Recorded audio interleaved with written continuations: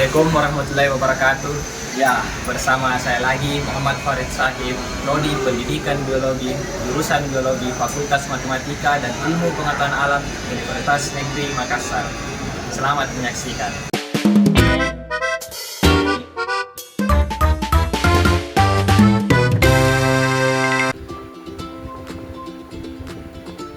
Sistem pencernaan fisiologi hewan.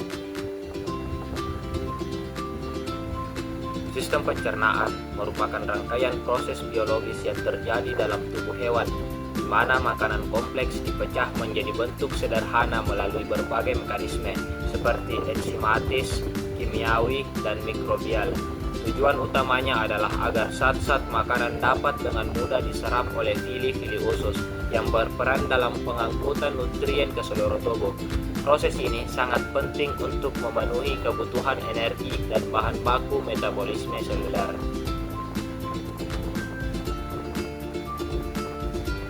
Cara-cara hewan memperoleh makanan. Setiap jenis hewan memiliki cara yang berbeda dalam memperoleh dan mengkonsumsi makanan, tergantung pada struktur tubuh dan lingkungan hidupnya. Berikut jenis-jenisnya. Yang pertama, absorpsi makanan.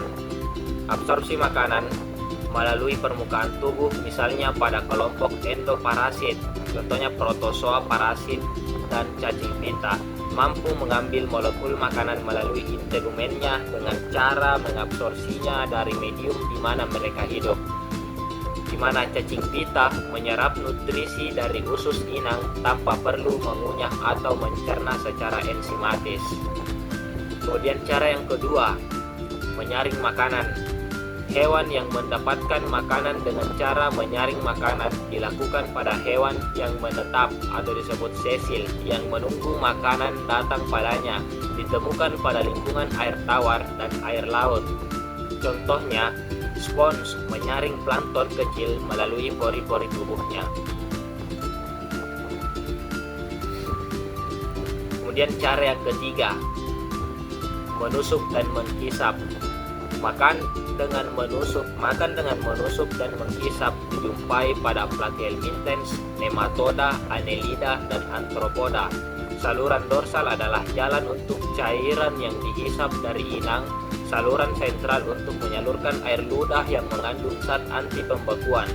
Contohnya, nyamuk dan lintah. Kemudian cara yang keempat, yaitu rahang, paruh, dan gigi. Digunakan oleh banyak hewan untuk mengunyah, merobek, atau menggiling makanan. Contoh, gastropoda, siput memiliki radula, semacam alat parut untuk mengikis alga di batu. Pada vertebrata, gigi dan paruh dari zat kitin atau kalsium berfungsi sesuai jenis makanannya.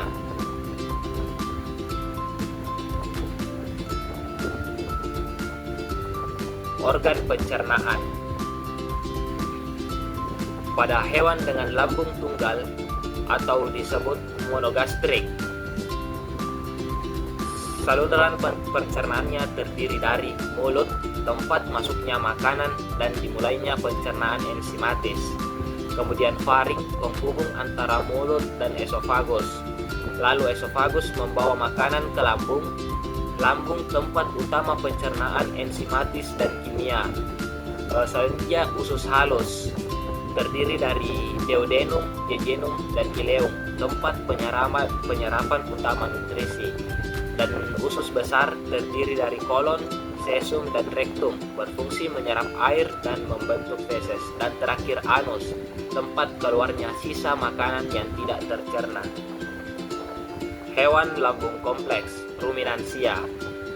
Pada hewan lambung kompleks, alat pencernaannya terdiri atas mulut, faring, esofagus, lambung 4 ruang, yaitu rumen, fermentasi mikroba, retikulum sebagai penyaringan, omasum, penyerapan air, obamasum, pencernaan enzim. Lalu usus halus dan usus besar serta anus. Contoh hewan lambung kompleks itu sapi, kambing, domba, dan lain-lain.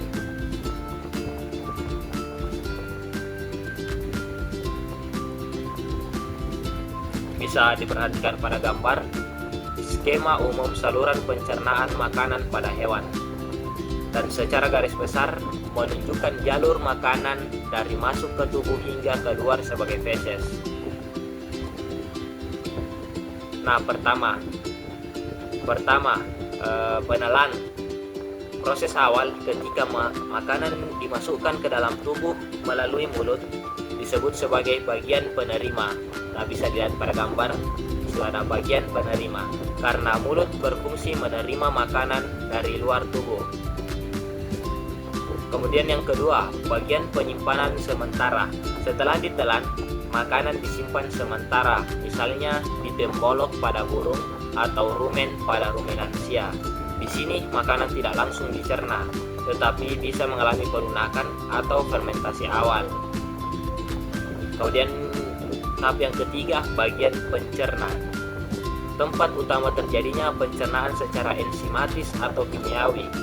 Contohnya adalah lambung yang menghasilkan asam HCl dan enzim seperti pepsin.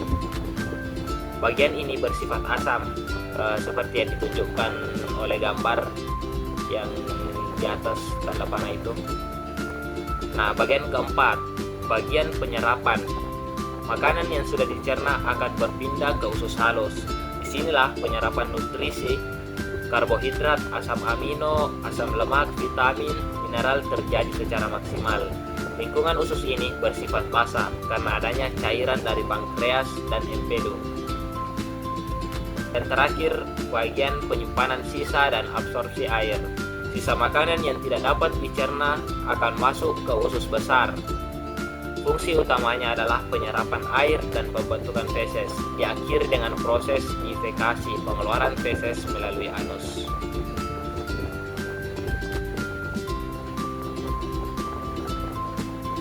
Oke, kita masuk. Apa sih itu pencernaan enzimatis? Pencernaan enzimatis dimulai sejak di mulut. Misalnya makanan berkarbohidrat diubah oleh enzim amilase, hyalin, menjadi gula sederhana. Enzim lisosim dalam ludah menghancurkan bakteri. Makanan kemudian menjadi bolus, bergerak ke lambung melalui esofagus dan mengalami pencernaan lanjutan oleh enzim lain seperti pepsin, tripsin, dan lain-lain. Selanjutnya, pencernaan mikroba.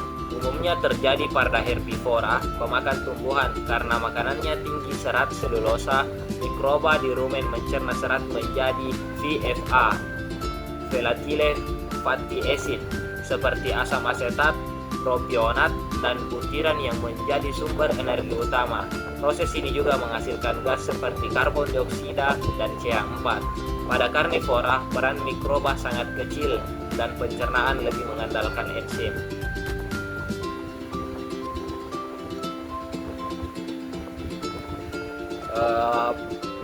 Pencernaan ruminansia bisa diperhatikan pada gambar. Ruminansia seperti sapi memiliki sistem pencernaan yang sangat efisien untuk memproses makanan berserat tinggi.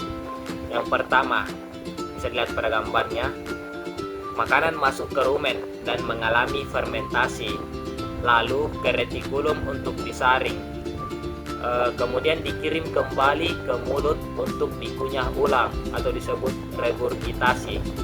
Selanjutnya, setelah dikunyah ulang, masuk ke omasum untuk menyerap air, dan terakhir ke obomasum untuk pencernaan enzimatis.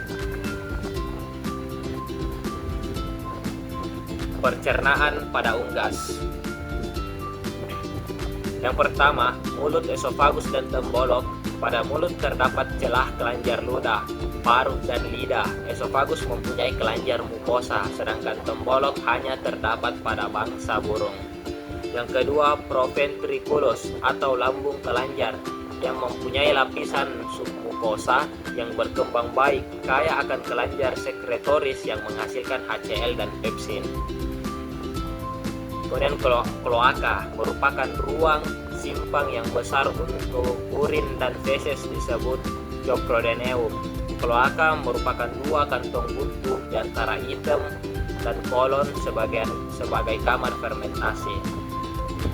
Yang keempat, ventriculus dilapisi oleh epithelium columnar yang berkeratin. Fungsinya sebagai penggerus dihasilkan koilin, suatu protein yang kompleks atau polisakarida. Yang kelima, kelenjar getah. Kelenjar getah cerna memiliki beberapa tempat, yaitu pada mulut dan esofagus, enzim yang digunakan amilase salivas. Yang keenam, intestinum tenue, terdapat banyak sel piala, terdapat lipatan pada submukosa. Dan yang terakhir, pankreas menghasilkan enzim amilase, trypsinogen, sitomaprisinogen, karbosipeptidase, lipase, dan karbohidrat. Hati menghasilkan getah empedu unggas. Slide selanjutnya, pencernaan dan absorpsi. Pada pencernaan dan absorpsi terdapat karbohidrat, protein, dan lemak yang bersifat monogaster. Pengangkutan lemak dalam bentuk VLDL, very low density lipoprotein. VLDL adalah bentuk partikel lemak yang digunakan untuk mengangkut trigliserida dari hati ke jaringan tubuh. Absorpsi secara insektif pada usus halus. Bagian bawah ileum sampai sesum terdapat banyak lactobacilli berguna untuk memecah karbohidrat, protein, dan gula. Kemudian ada gambar di sini.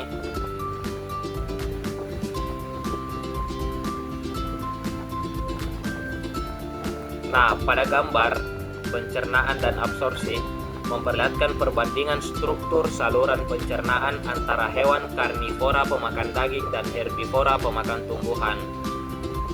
Yang pertama, gambar A, hewan karnivora. Ciri khas sistem pencernaan karnivora, lambung besar dan sederhana.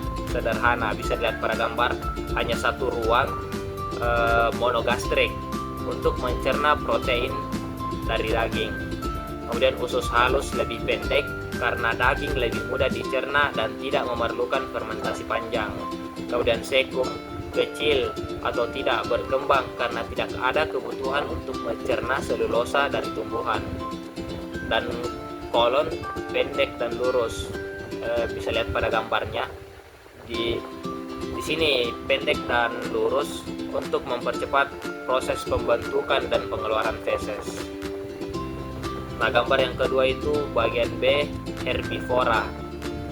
Ciri khas sistem pencernaan herbivora, lambung kompleks, terutama pada ruminansia. Terdiri dari 4 bagian, rumen, retikulum, omasum, dan obomasum untuk fermentasi dan pencernaan selulosa. Kemudian usus halus lebih panjang, memberikan waktu yang cukup untuk menyerap nutrisi dari bahan makanan nabati yang kompleks. Nah, bisa kita lihat pada gambarnya, usus halusnya itu memang panjang. Kemudian sekum besar, tempat terjadinya fermentasi tambahan oleh mikroba, membantu memecah serat tumbuhan.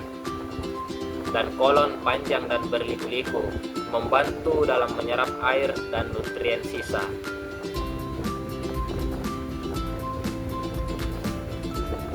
Gambar ini menunjukkan bahwa hewan karnivora memiliki saluran pencernaan yang lebih pendek, sederhana, dan fokus pada pencernaan protein. Hewan herbivora memiliki sistem yang lebih kompleks dan panjang karena makanan tumbuhan sulit dicerna dan memerlukan fermentasi mikroba.